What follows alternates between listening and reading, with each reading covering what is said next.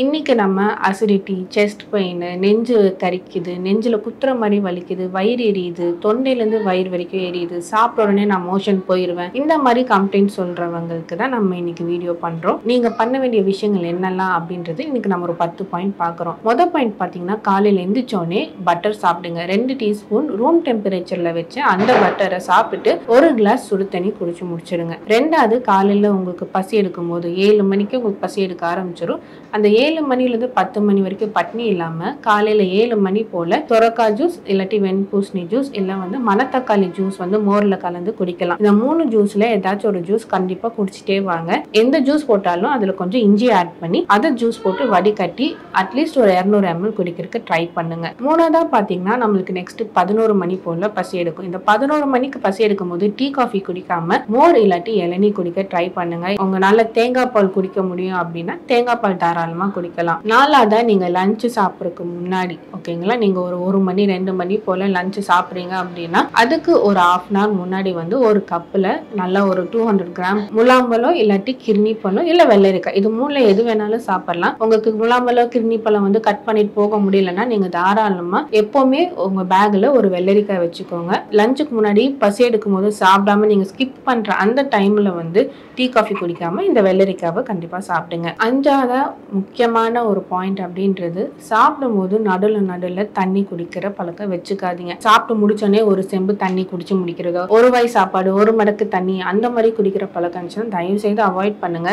இல்லை ஒரு சில பேர் சொல்லுவாங்க, நான் சாப்பிடும் போது மட்டும்தான் நான் தண்ணி குடிப்பேன், அதுக்கப்புறம் நான் தண்ணியே குடிக்க மாட்டேன், இந்த மாதிரி ஸ்டேட்மெண்ட்லாம் சொல்றவங்க இதெல்லாம் அவாய்ட் பண்ணிட்டு சாப்பிடும் போது நடுவில் என்னைக்குமே தண்ணி குடிக்காதீங்க. நல்லா பொறுமையா ஃபுட்ல கான்சன்ட்ரேட் பண்ணி நல்லா கடிச்சு சாப்பிடுங்க. ஃபுட் சாப்பிடும் போது போனோ இல்லை வேற ஏதாச்சும் ஒர்க் மைண்ட்ல வச்சுட்டு அவசரமா சாப்பிட்றது, நடந்துட்டே சாப்பிட்றது, நின்றுட்டே சாப்பிட்றதெல்லாம் வச்சுக்காம பொறுமையா உட்காந்துட்டு ஒரு 10 நிமிஷம் சாப்பிடுவீங்களா, அதை நிம்மதியா சாப்பிட்டு முடியுங்க. நெக்ஸ்ட் பாத்தீங்கன்னா, சாப்பிட்ட உடனே நம்ம படுக்கவே கூடாது. நான் சும்மா படுத்துட்டு இருக்கேன், சாஞ்சுதான் உட்காந்துருக்கேன், இந்த மாதிரி டைலாக்ல இல்லாம சாப்பிட்ட உடனே படுக்கவே படுக்காதீங்க. முடிஞ்சா சாப்பிட்ட உடனே கொஞ்சம் நடக்க ட்ரை பண்ணி பாருங்க. ஏழாவதா பாத்தீங்கன்னா, நமக்கு ஈவினிங் டைம் ஆயிடுச்சு. ஈவினிங் டைம்ல ஒரு 5 மணி போல தேங்காய் துண்டு சாப்பிட்டு ட்ரை பண்ணுங்க. தேங்காய் துண்டு நல்ல பெரிய பெரிய துண்டை இவ்வளவு பெரிய பீஸ் கட் பண்ணி எடுத்துட்டு போய்க்கோங்க.